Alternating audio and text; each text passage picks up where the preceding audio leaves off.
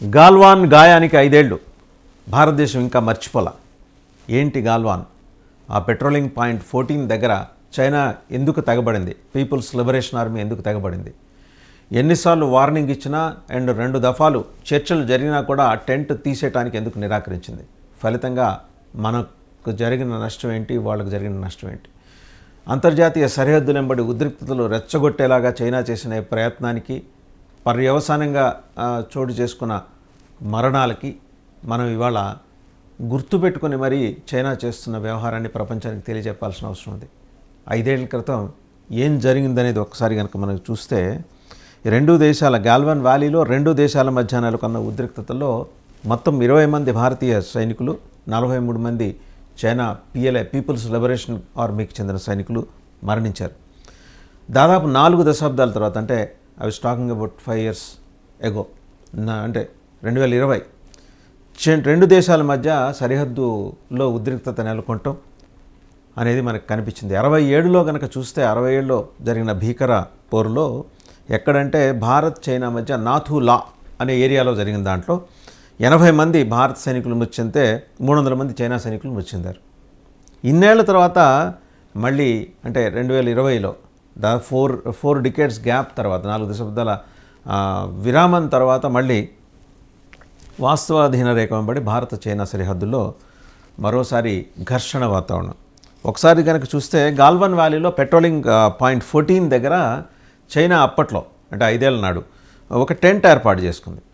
Which it was not suppose to do. China చేయకూడదు కానీ ఏర్పాటు చేసుకుంది. దాంతో భారత సైన్యం ఆ టెంట్ని తొలగించడం, తర్వాత ఇద్దరి మధ్య గొడవ జరగటం, పీపుల్స్ లిబరేషన్ ఆర్మీ మన సైన్యం మీద రాళ్ళు రువ్వటం, తర్వాత ఐరన్ రాడ్లతోటి వాళ్ళపై దాడికి పాల్పడటం, ఇదంతా దీంతో భారత సైనికులు కూడా చాలా గట్టిగా ప్రతిఘటించారు. 2 వైపులా సైనికులు మృతి చెందటం, భారీ సంఖ్యలో సైనికులు గాయపడ్డారు. వాళ్ళని మిలిటరీ ఆసుపత్రుల్లో చేర్చి చికిత్స కూడా అందించారు. ఒకసారి పాయింట్ 14 దగ్గర PLA ఏర్పాటు చేసుకున్న టెంట్ గురించి మాట్లాడుతుంటే, అప్పట్లోనే భారత్ చైనా మధ్య చర్చలు దీని మీద జరిగాయి. భారత్ తరఫున lieutenant general Harinder Singh, China తరఫున జనరల్ లిన్ లియూ చర్చలు జరిపారు. కానీ ఆ తర్వాత కూడా చైనా తీరు మారకపోవడంతో ఆ టెంట్ని కూల్చేయాల్సిందిగా కల్నల్ సంతోష్ బాబు యూనిట్కి ఆదేశాలు వెళ్ళాయి.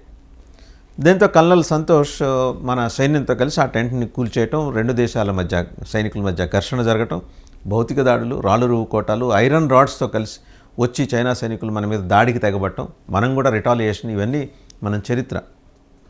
సరే, దీని మీద అప్పట్లో మన మిలిటరీ అధికారులు ఏం చెప్పారంటే, ఘర్షణ సమయంలో ఉద్రిక్తతలు తగ్గించడానికి కల్నల్ సంతోష్ బాబు ప్రయత్నిస్తే చైనా PLA సైన్యం ఆయన్ని లక్ష్యంగా చేసుకున్నట్టు కనిపించింది అని చెప్పింది. చైనా చర్యల వెనక పకడ్బందీ ప్లాన్ ఏమీ ఉండకపోవచ్చుననే మాట అప్పట్లో వినిపించింది, కానీ ఖచ్చితంగా ప్లాన్ ఉంది. అంటే నెమ్మదిగా కొంచెం ముందుకు జరిగి చొరబాటు చేయటం, మన సరిహద్దుల్లో దాటి మన ప్రాంతంలోకి చొరబాటు చేయటం. ఇప్పటికీ అరుణాచల్ ప్రదేశ్ మీద ఫాల్స్ క్లెయిమ్స్ చేస్తూ వస్తాం చైనా. సరే, మన భూభాగం కోసం మనం గట్టిగా నిలబడాలి కాబట్టి చాలా టఫ్ రిప్లై అయితే మనం ఇచ్చాం. నిరాయుధులైన సైనికుల్ని వేటాడి ఆఖరికి కొంతమంది భారత సైనికులు కొండ ప్రాంతం వైపు పారిపోతుంటే PLA వాళ్ళని వెంబడించారు. PLA సైన్యం, చైనా సైన్యం వెంబడించి వేటాడి హతమార్చింది. మరి అది గాల్వాన్ గాయం కదా, గాల్వాన్ వ్యాలీ గాయం కదా? అందుకని ఇవాళ అది మనం గుర్తు చేసుకుంటున్నాం. 5 ఏళ్ళ అయిన తర్వాత కూడా గుర్తు చేసుకుంటున్నాం. చైనా ప్రస్తుత యాటిట్యూడ్ని కూడా మనం గమనిస్తున్నాం. అలాగే అంతర్జాతీయంగా జరుగుతున్న 2-3 రకాల యుద్ధాల్లో చైనా రోల్ని కూడా గమనిస్తున్నాం. సో గాల్వాన్ వ్యాలీలో చైనా ఎలాంటి ఘాతుకానికి పాల్పడింది అనేది కూడా మనం ఇవాళ మాట్లాడుకోవాలి. ఆ రోజు జరిగిన తర్వాత, గాల్వాన్ వ్యాలీ సంఘటన తర్వాత మన ఆర్మీ పటిష్టంగా అక్కడ భద్రతా ఏర్పాట్లు చేసుకుంటూ వచ్చింది. అండ్ రెండో విషయం, ఈరోజు చైనా పాకిస్తాన్ ద్వారా మన మీద దాడికి ప్రయత్నించడం, ఇవన్నీ చూస్తున్నాం. పాకిస్తాన్ నుంచి ఎలాంటి సపోర్టు పాకిస్తాన్కి చైనా నుంచి అందుతోంది అనేది కూడా చూస్తున్నాం. ఇంకా చూస్తే కనుక ఇప్పుడు ప్రస్తుతం ఉన్న అంతర్జాతీయ పరిస్థితుల్లో, అంతర్జాతీయంగా నెలకొన్న వాతావరణంలో చైనా రోల్ ఏంటి? అంటే మనం ఎక్కడెక్కడ సరిహద్దులు బట్టి గట్టిగా ఉండాలి. గాల్వాన్ దగ్గర గట్టిగానే ఉన్నాం, అరుణాచల్ ప్రదేశ్ విషయంలోనూ గట్టిగానే ఉన్నాం. బట్ ఇంకా చైనా ఎలాంటి దుర్మార్గానికి పాల్పడే ప్రమాదం ఉంది అంటే, మన చుట్టుముట్టిన దేశాల్లో ఆర్థికంగా వాళ్ళకి సహకారం అందిస్తున్నట్టు నటిస్తూ, వాళ్ళని కబళిస్తూ, అక్కడి నుంచి మన వైపు తుపాకులు ఎక్కువ పెట్టే ప్రయత్నం చైనా చేస్తుంది. అంటే ఆర్థికంగా వాళ్ళకి సహకారం అందించడం అండ్ స్లోగా ఆ దేశాలని కబళించేయటం. అక్కడ పోర్టులు నిర్మించినా లేకపోతే సైనిక స్థావరాలు ఏర్పాటు చేసుకున్న శ్రీలంకలో కానీ, అలాగే ఇటు చూస్తే కనుక అరేబియన్ సీలో కానీ, అటువైపు బే ఆఫ్ బెంగాల్లో కానీ, హిందూ మహాసముద్రంలో కానీ ఎట్లా చూసినా చైనా స్థావరాల సంఖ్య పెరుగుతూ వస్తుంది. భారత్ని చుట్టుముట్టి అండ్ దిగువన శ్రీలంక దగ్గర కూడా సముద్రంలో శాశ్వతంగా అంతర్జాతీయ రేఖ దాటిన తర్వాత ఒక వార్షిప్ని మోహరించి కూర్చుంది చైనా. ఎందుకు చైనా ఇదంతా చేస్తుంది? చైనాకి ఏంటంటే ఈరోజు భారతదేశం మీద పట్టు అండ్ భారతదేశాన్ని కబళిస్తే ఏషియా ఖండం మొత్తం మీద భారతదేశాన్ని క్వశ్చన్ చేసే విధంగా తాము మాత్రమే ఉన్నాము, మిగిలిన వాళ్ళు కూడా తమకు సరెండర్ అవుతారు మిగిలిన దేశాలు అనేది చైనా ఆలోచన ఉండొచ్చు. ఈరోజు గాల్వన్ గాయాన్ని గుర్తు చేసుకుంటున్న భారతదేశం ఇందుకు ప్రతిగానే స్పందిస్తోంది, గట్టిగా స్పందిస్తోంది. మొత్తంగా చూద్దాం ఒకసారి అరుణాచల్ ప్రదేశ్ దగ్గర నుంచి చూద్దాం. ఫాల్స్ క్లెయిమ్స్ తోటి వచ్చింది. వాళ్ళ మ్యాప్లో వాళ్ళు అరుణాచల్ ప్రదేశ్ని కలిపేసుకొని ఇక్కడ పేర్లకి చైనా పేర్లు పెట్టుకొని ఇక్కడ మనం ఉంటున్న పేర్లని, ఇది మా మా మా భూభాగంలో అంతర్భాగం, మా దేశంలో అరుణాచల్ ప్రదేశ్ అంతర్భాగం అని చెప్పుకుంటూ వెళ్తోంది. అలాగే నార్త్ ఈస్ట్లో చొరబాట్లకు ప్రయత్నిస్తుంది. ఈశాన్య రాష్ట్రాల్లో 7 సిస్టర్స్ ది ఈస్ట్. ప్రత్యేకించి మనం మాట్లాడుకుంటే కనుక బంగ్లాదేశ్లో కొత్తగా ఒక ఎయిర్పోర్ట్ నిర్మాణానికి చైనా నడుం కట్టింది. అది మన వెస్ట్ బెంగాల్లోని సిలిగురి ప్రాంతానికి 20 కిలోమీటర్స్ దూరంలో ఉంటుంది. 1931లో బ్రిటిష్ వాళ్ళు ఏర్పాటు చేసుకున్న ఎయిర్ బేస్ అప్పట్లో. దాంట్లో వీళ్ళు ఇప్పుడు ఏంటంటే జస్ట్ ఎయిర్ బేస్, ఆ ఎయిర్ బేస్లో ఎయిర్పోర్ట్ నిర్మాణానికి బంగ్లాదేశ్ ప్రీమియర్ వెళ్ళి, ఆయన యూనస్ మహమ్మద్ వెళ్ళి చైనా ప్రీమియర్ని కలిసి జీ జిన్పింగ్ని కలిసి వెళ్ళి వేడుకుంటే అక్కడ ఎయిర్పోర్ట్ నిర్మాణం.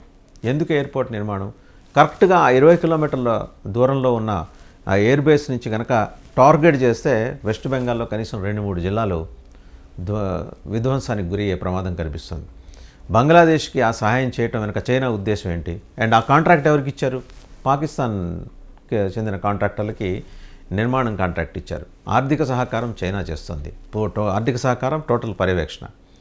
మరి ఇదంతా చైనా ఎందుకు చేస్తుంది? నార్త్ ఈస్ట్ వైపు మనల్ని ప్రశాంతంగా ఉండనియట్లేదు, మరోవైపు అరుణాచల్ ప్రదేశ్ టాప్ అక్కడ ప్రశాంతంగా ఉండనియట్లేదు, మరోవైపు పాకిస్తాన్లో చైనా పాకిస్తాన్ ఎకనామిక్ కారిడార్ సిపెక్ ఆ నిర్మాణం చేయడం ద్వారా అంతర్జాతీయంగా మన వాణిజ్యానికి విఘాతం కలిగించేందుకు చేస్తున్న ప్రయత్నాలు, చైనా చేస్తున్న ప్రయత్నాలు కూడా మనం చూడొచ్చు. బట్ ఆఫ్ కోర్స్ ఈరోజు అక్కడ బెలూచిస్తాన్లో స్వతంత్రంగా వాళ్ళు జెండా ఎగరేసుకొని మేము స్వతంత్ర దేశం అని ప్రకటించిన తర్వాత అక్కడికి వెళ్ళటానికి పాకిస్తాన్ ఆర్మీ సాహసించట్లేదు. మొన్నటికి మొన్న అక్కడ రహస్యంగా వెళ్ళే ప్రయత్నం చేసిన వాళ్ళ field marshal alias field marshal general Asim మునీర్ని వాళ్ళు అక్కడ బెలూచీలు పట్టుకొని దేహశుద్ధి చేస్తే చావు తప్పి కన్ను లొట్టపోయి మొత్తానికి పాకిస్తాన్కి వచ్చి ఇస్లామాబాద్ వచ్చి అక్కడి నుంచి మన్ని మధ్య ట్రంప్ భోజనానికి పిలిస్తే మధ్యాహ్న భోజనానికి వెళ్ళి తాంబూలం తీసుకొని మరి వచ్చాడు సిగ్గు లేకుండా. సో చైనా చేస్తున్న ప్రయత్నాలు ఏంటంటే సిపెక్ నిర్మాణం కనుక పూర్తయితే, ఇప్పటికైతే గండి పండెట్టే, అది కనుక పూర్తయితే మన వాణిజ్య అవసరాలని దెబ్బకొట్టే ప్రయత్నం. చైనా కుయుక్తులు ఇలాగే ఉంటాయి. ఎక్కడా కూడా నేరుగా యుద్ధం చేయడం మానేసింది చైనా 67 తర్వాత. అన్నీ ప్రాక్సీ వార్సే, మొత్తం ప్రాక్సీ వార్సే, పరోక్ష యుద్ధాలే. పరోక్ష యుద్ధాల్లో భారతదేశాన్ని బలహీనం చేయడానికి ఏమేం చేయాలో అన్నీ చేసుకుంటూ వస్తుంది. గాల్వాన్ ఒక ఉదాహరణ. చొరబాట్లు చాలా చోట్ల అంతర్జాతీయ సరిహద్దులు వెంబడి చొరబాట్ల కోసం ప్రయత్నం చేస్తూనే ఉంది. No doubt China People's Liberation Army ప్రావెస్నెస్ ముందు కనుక చూస్తే మనం ఈరోజు కొంత ఇన్ఫీరియర్గా ఉండొచ్చు కాక, మన సంఖ్యాబలం కానీ మన సామర్థ్యం కానీ తక్కువ ఉండొచ్చు కాక, బట్ మన కమిట్మెంట్ కానీ కన్సర్న్ ఫర్ అవర్ నేషన్ కానీ దాన్ని ఎవరు క్వశ్చన్ చేయలేదు.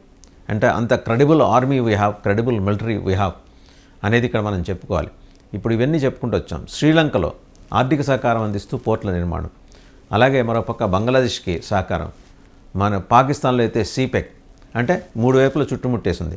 బే ఆఫ్ బెంగాల్లో ఆల్రెడీ కొన్ని ఐడెంటిఫైడ్ ఏరియాస్లో వార్షిప్స్ పెట్టుకుని ఉంది, ఇటు అరేబియన్ సీలో పెట్టుకుని ఉంది. అంటే మనం అష్టదిగ్బంధనంలో ఉన్నాం. భారతదేశం మ్యాప్ ఒక్కసారి ఇట్లా కనుక ఊహించుకుంటే కింద శ్రీలంక మ్యాప్తో సహా అష్టదిగ్బంధనంలో ఉన్నాం చైనా. ఇది చాలా క్రిటికల్ కండిషన్. చైనా తక్షణం మన మీద యుద్ధం చేస్తుంది, దాడి చేస్తుందని కాదు, బట్ ఏ క్షణంలో అయినా చేయొచ్చు. బట్ హౌ ప్రిపేర్డ్ వీఆర్ అనే దానికి సంబంధించి ఈరోజు ప్రధానమంత్రి మోడీ నేతృత్వంలో మరి చాలా గట్టిగా జవాబు అయితే ఇస్తున్నారు. చైనా అంత తొందరగా దాడి చేయడానికి ముందు రాకపోవచ్చు. దాని రీజన్స్ దానికి ఉన్నాయి. అంతర్జాతీయంగా చోటు చేసుకుంటున్న పరిణామాలు చూస్తే ఇరాన్ ఇజ్రాయెల్ యుద్ధంలో ఇరాన్ని బ్యాక్ చేస్తుంది చైనా. మనం తటస్థ వైఖరితో ఉన్నాం. మరోపక్క రష్యా ఉక్రెయిన్ దాంట్లో రష్యాకు సహాయం చేస్తున్నట్టు నడుస్తూ రష్యా నుంచి ఇంటెలిజెన్స్ చోరీ చేసింది. అది ఏకంగా ఒక రష్యన్ డాక్యుమెంటే రష్యన్ ఇంటెలిజెన్స్ ఏజెన్సీ ఇన్ని కోట్ చేస్తూ వాషింగ్టన్ పోస్ట్ అలాగే న్యూయార్క్ టైమ్స్ లాంటి పత్రికలు ది ఎకనమిస్ట్ లాంటి పత్రికలు కూడా కథనాలు రాశాయి. అంటే చైనా ఎవరిని తాను స్నేహితుడు అనుకుని భావించిన వాళ్ళని కూడా సాబడైజ్ చేయడానికి వెన్నుపోటు పోవడానికి వెనకాడదు. మనం అలాంటిది మనం ఒక పర్మనెంట్ శత్రువు చైనాకి వాళ్ళ దృష్టిలో. మనకు చైనా కాకపోవచ్చు, మనం పంచశీల అనుకుంటూ శాంతి మంత్రాలు పఠించినంత కాలం చైనా ఎత్తుగడలు ఇలాగే నడుస్తాయనేది వాస్తవం. అందుకని గవర్నమెంట్ ఆఫ్ ఇండియా కూడా, భారత ప్రభుత్వం కూడా తన విదేశాంగ వ్యవహారాలకు సంబంధించిన విధి విధానాలని పాలసీని మార్చుకుంటుంది ఎప్పటికప్పుడు, టైమ్ అండ్ అగైన్. జయశంకర్ లాంటి అనుభవజులైన ఫార్మర్ బ్యూరోక్రాట్స్ విదేశాంగ శాఖ మంత్రులుగా ఉన్నప్పుడు చోటు చేసుకుంటున్న పరిణామాలు ఏంటో మనం కనుక చూస్తే ఎంత టఫ్గా మనం నిలబడ్డాం చైనా విషయంలో కానీ పాకిస్తాన్ విషయంలో కానీ అనేది అర్థమవుతుంది. గాల్వాన్స్ రిపీట్ కావు, పహల్గామ్స్ కూడా రిపీట్ కావు. అది భారతదేశం చాలా స్పష్టంగా చైనాకి పంపిస్తున్న మెసేజ్. అండ్ రెండోది, చైనా పీపుల్స్ లిబరేషన్ ఆర్మీలో తిరుగుబాటు. 9 మంది జనరల్స్ ఆల్రెడీ వాళ్ళ ధిక్కార స్వరాన్ని వినిపించడంతో జీ జిన్పింగ్ ఉడికిపోతున్నాడు లోపల, ఎలా దాన్ని అణిచేయాలని. And China People's Liberation Army ఓపెన్గా జీ జిన్పింగ్కి సందేశం ఇచ్చింది. గాల్వన్ కావచ్చు, లేకపోతే మరొక చోట కావచ్చు, అంతర్జాతీయ సరిహద్దులు భారతదేశంతో మనం పంచుకున్న చోట భారతదేశం మీద దాడి చేయడానికి మేము సిద్ధంగా లేము, పరిస్థితులు అనుకూలంగా లేవు. ఒకటి, అంతర్జాతీయంగా మా పరపతిని మా ప్రతిష్టని మేము మంటగలుపుకునేందుకు మేము సిద్ధంగా లేవు, ముందర మీ అవినీతిని మీరు కడుక్కోండి అని చెప్పి జీ జిన్పింగ్ని కడిగి పారేసింది పీపుల్స్ లిబరేషన్ ఆర్మీ. సో ఒక స్పష్టమైన వైరుధ్యం అక్కడ కనిపించింది. జిన్పింగ్ ఆర్మీ ఆయన చేతుల్లో లేదు, జిన్పింగ్ జనరల్స్ ఆయన చేతుల్లో లేరు. ఏ రోజునో అక్కడ అంతర్గత సంక్షోభం ఒక్కసారి అణుబాంబు మాదిరి బద్దలయ్యి జీ జిన్పింగ్ సీటు కింద మంట పుట్టినా ఆశ్చర్యపనక్కర్లేదు, జీ జిన్పింగ్ని వెనక్కి లాగేసిన ఆశ్చర్యపనక్కర్లేదు.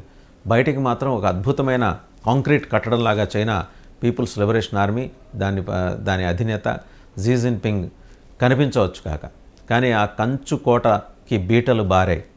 సో ఎలాంటి పెచ్చి ఎత్తుగడలేసి భారతదేశం లాంటి దేశాలని, అలాగే అంటే మనంగా యుద్ధాన్ని కోరుకోం, బట్ యుద్ధం అనివార్యమైతే ఖచ్చితంగా భారతదేశం దిగుతుంది. భారతదేశం యుద్ధానికి దిగినప్పుడు అది 3వ ప్రపంచ యుద్ధానికి సంకేతంగా మనం భావించాలి. ఈరోజు జరుగుతున్నవన్నీ 3వ ప్రపంచ యుద్ధానికి ముందు ప్రియాంబుల్. ఇరాన్ ఇజ్రాయెల్ వారు కావచ్చు, రష్యా ఉక్రెయిన్ వారు కావచ్చు, రేపు పొద్దున అమెరికా నేరుగా ఇజ్రాయెల్ మీద POM తోటి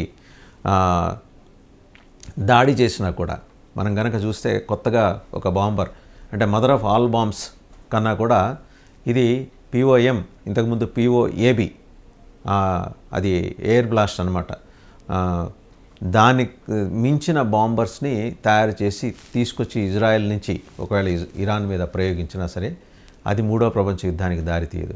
భారతదేశం ఇన్వాల్వ్ అయినప్పుడే అది 3వ ప్రపంచ యుద్ధానికి దారితీస్తుంది. అది చైనాకి తెలుసు. అనవసరంగా కవ్వించి రెచ్చగొట్టి ఒకవేళ అలాంటి పరిస్థితి వస్తే మాత్రం భారతదేశం తనకు తానుగా యుద్ధం కోరుకోవట్లేదు, బట్ యుద్ధం అవతలవాడు కాలు దివితే చేతులు ముడుచుకుని కూర్చోటానికి కూడా భారతదేశం సిద్ధంగా లేదు.